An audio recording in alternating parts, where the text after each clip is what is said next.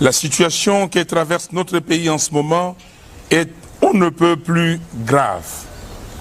Il y a péril en la demeure. Et si nous n'y prenons garde, nous risquons d'être les derniers Congolais à avoir vécu en RDC dans ses frontières actuelles.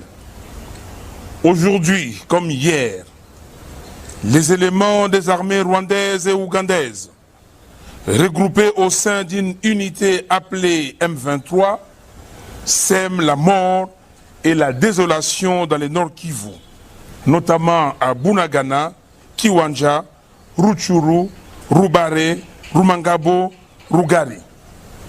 Maintenant, ils avancent vers Goma.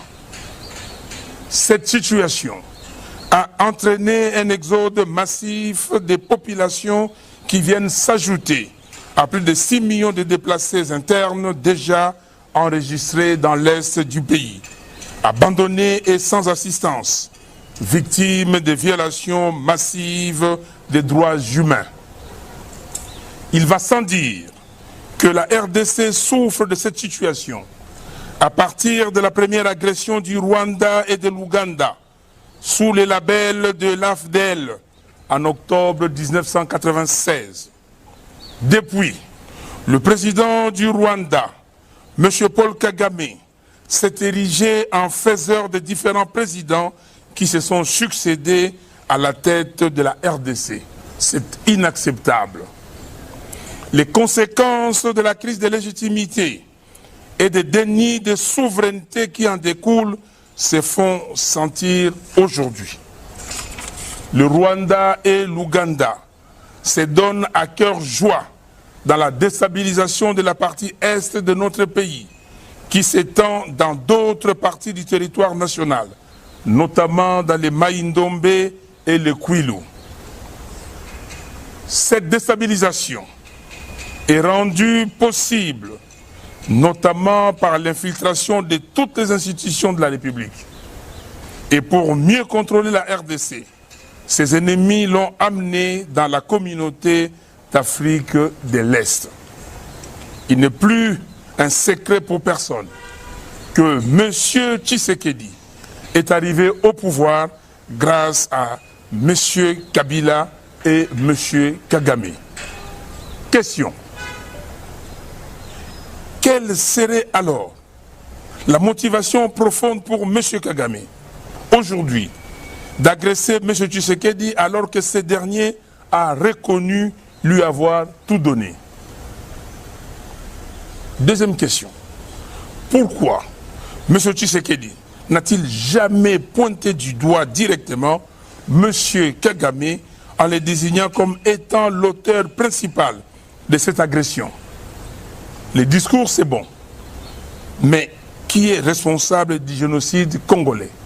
10 millions de morts depuis 1993 et de 6 millions de déplacés internes. Autre question. Pourquoi le gouvernement de M. Tshisekedi n'a-t-il jamais saisi le Conseil de sécurité des Nations Unies pour que celui-ci déclare le Rwanda comme pays agresseur de la RDC? Aussi, pourquoi n'y a-t-il jamais eu de plaintes auprès de la Cour internationale de justice?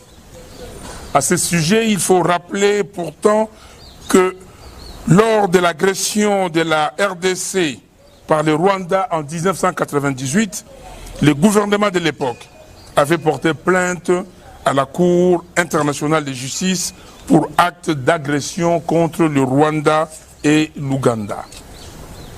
Mesdames, Mesdemoiselles et Messieurs, les agresseurs ont décidé de mettre autour d'une même table le M23 et les gouvernements des fêtes de la RDC pour appliquer une fois de plus la recette de l'infiltration des institutions congolaises au moyen de l'intégration et du brassage. En réalité, le processus de Nairobi est un processus de validation des nouvelles frontières des territoires conquis en RDC par le Rwanda. Dans cette combine de Nairobi, il est prévu que M. Tshisekedi ramène un accord de cessez-le-feu qui, malheureusement, aura consacré l'occupation. C'est ce que j'appelle les faits accomplis d'occupation. Et c'est cela le vrai but de cette guerre. En effet, M. Tshisekedi a signé de nombreux accords avec les pays qui nous agressent et aucun de ces accords n'a été révoqué.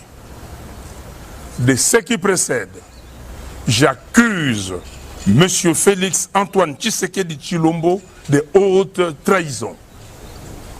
M. Félix Tshisekedi et ses mentors sont cyniquement et désespérément à la recherche d'un argument électoral et de conservation de pouvoir.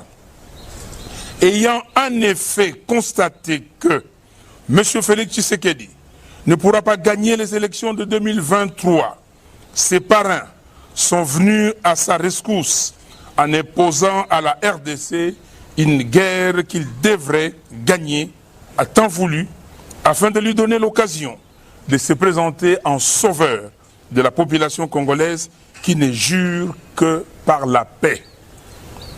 Il aura ainsi gagné la guerre, mais les territoires conquis par le M23 resteront rwandais et le Rwanda aura allongé ses frontières. Le peuple congolais, debout, s'y opposera avec la dernière énergie. Nous disons que la paix se gagne par les combats, non pas une trêve. Nous voulons une paix durable et définitive. Toute paix qui viendrait en dehors de l'implication de notre peuple et de nos forces armées ne pourra être qu'une paix de façade, comme ce fut le cas avec le CNDP et le M23-1. Le processus de Nairobi obéit au même modus operandi. C'est donc du déjà vu et nous n'en voulons pas. On ne peut pas demander à la RDC de dialoguer avec le M23, encore qu'ils ne sont pas congolais, pendant que le Rwanda refuse de dialoguer avec les FDLR et l'Ouganda avec les ADF.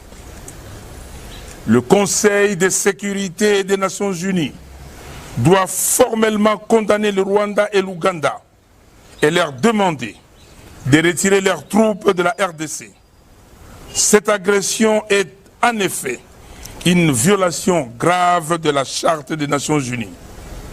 Il faut en outre trouver une solution immédiate dans le sens d'éloigner les FDLR et les ADF de la RDC.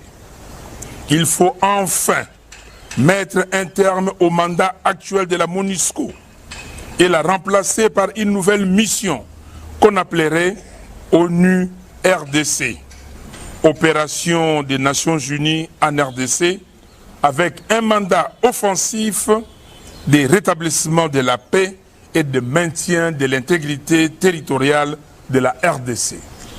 Peuple congolais, cette guerre doit cesser d'être une combine privée entre les sieurs Tshisekedi et Kagame. Elle doit devenir l'affaire de tout un chacun.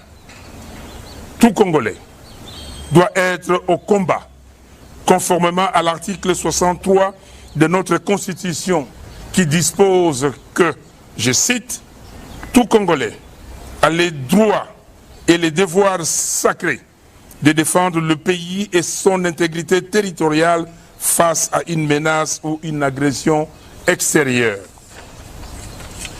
Que vous soyez au sud, au nord, à l'ouest et à l'est, ou dans la diaspora, mobilisons-nous tous pour soutenir nos vaillants militaires qui se battent pour l'intégrité de notre territoire et prouvons au monde entier que le Congo est un, indivisible et il le restera.